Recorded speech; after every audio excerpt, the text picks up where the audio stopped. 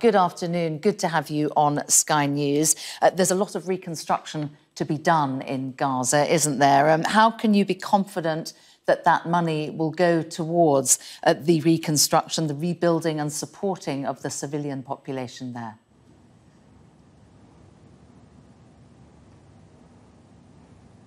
Good afternoon, Samantha, and thank you for having me. Indeed, what happened in Gaza was catastrophic, and let's go back to the root causes of this. It's not Israel vis-a-vis military groups.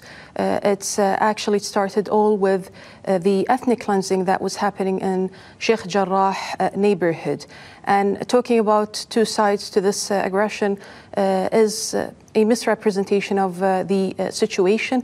We're talking about a nuclear state that has one of the strongest armies globally and a stateless people. Now, to the reconstruction efforts, yes, we have commissioned $500 million, and most of that will be going for rebuilding houses within the coming 5 to 6 months.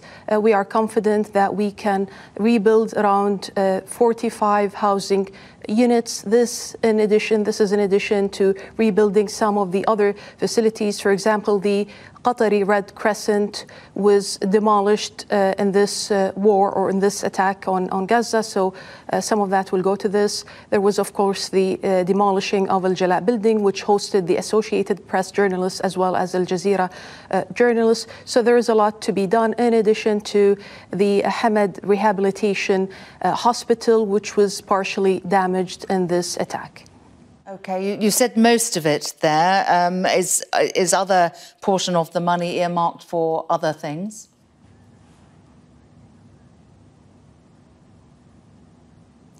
Well, in the past, what happened was that 50% of the aid was going to the energy sector. As you know, the Palestinians, 2 million Palestinians in Gaza, were living with 2 hours of electricity per day until Qatar intervened to increase this to 16 hours per day. So some of that amount might go to the electricity sector as well. And in the past, the other 50% of the previous aid used to go to the poorest families in Gaza, $100 per family. This is barely the minimum that any family can live with to provide their food and medication.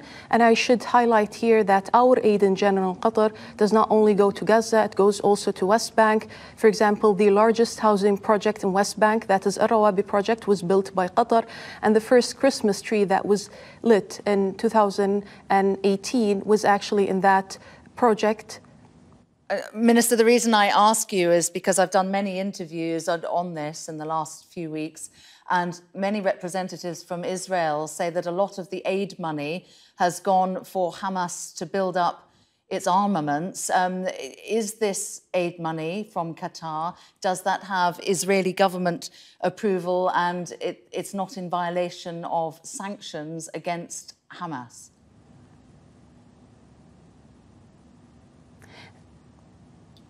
This claim is absolutely inaccurate. Whoever has been talking to you, Samantha, was not saying the truth.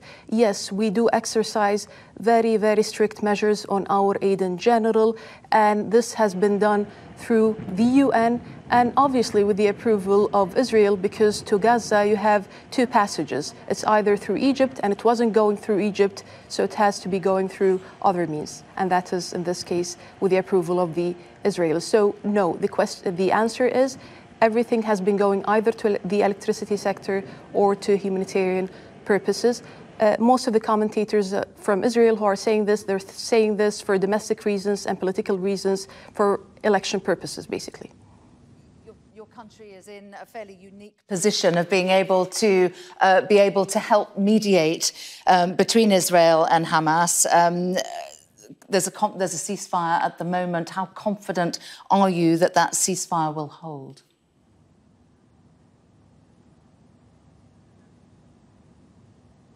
Well, we have to remain optimistic. This was brokered through efforts from the side of Qatar, Egypt, Jordan, in coordination with the United States. Yet, what we're concerned about is addressing the root causes of this. As you know, this problem all started in Jerusalem with Sheikh Jarrah neighborhood, and unfortunately, the same measures taken against the Palestinians there are still remain in place, so we need to address this as well. And let me remind everyone that the problem is not Israel-Hamas. It's basically the struggle of the Palestinian people for the past 73 years. We're talking about stateless people. In Gaza alone, there are 2 million people who are living in an open-air prison, but we're also talking about many other millions who are refugees. And we're talking about Oslo that was never fulfilled, not because of the Palestinians. Let's remember that the 2 leaders who signed Oslo were finished not by the Palestinians. One of them was assassinated by an Israeli fanatic. The other one died under siege after 3 years of siege. That was Yasser Arafat. So once again, we need to address this issue holistically. For this Minister, do you think that Western nations... We're working relentlessly with the Egyptians, with the Americans. I'm sorry, there's a time lag so that we keep talking over each other. Do you think that it is now the time where Western nations need to deal with Hamas?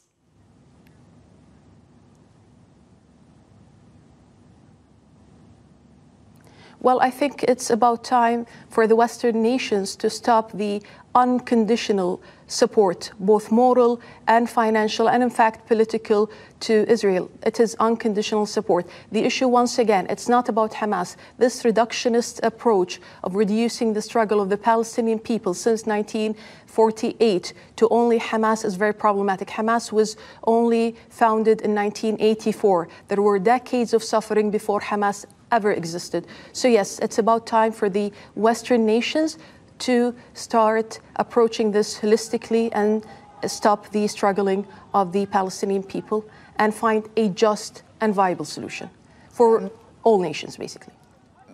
Calls from all over the world for an investigation into war crimes on both sides. The United States says any war crimes investigation will imperil the ceasefire. What do you think?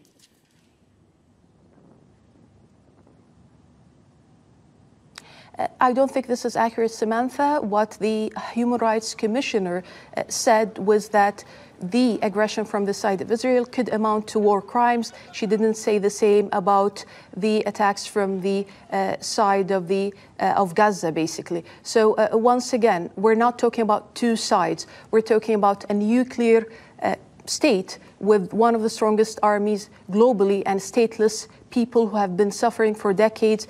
Samantha, those kids were killed, basically, from the side of the Palestinians. Those are not Hamas, and not only, by the way, the Palestinians. Do you remember Rachel Corrie, the American activist, who was killed by the Israelis in 2003? They are killing journalists, they are killing activists, not to say the truth. So once again, it's not a 2-side aggression. It's basically an occupation, and Israel is the last colonial power that we know of in our time and age. And Minister, with current leadership on both sides, how do we find a 2-state solution?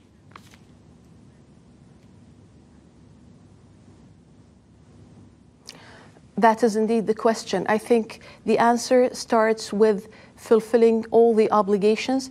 We have Oslo Agreement, we have the Arab Peace Initiative that was put forward in 2002, and we have the UN security resolutions. So I think fulfilling those obligations will lead us to somewhere. Otherwise, it will be very, very difficult to maintain the current situation. And of course, we as the State of Qatar remain open to play any role to facilitate a just solution. All right, really good to talk to you this afternoon. Lولوة Al-Qatar, thank you for your time on Sky News.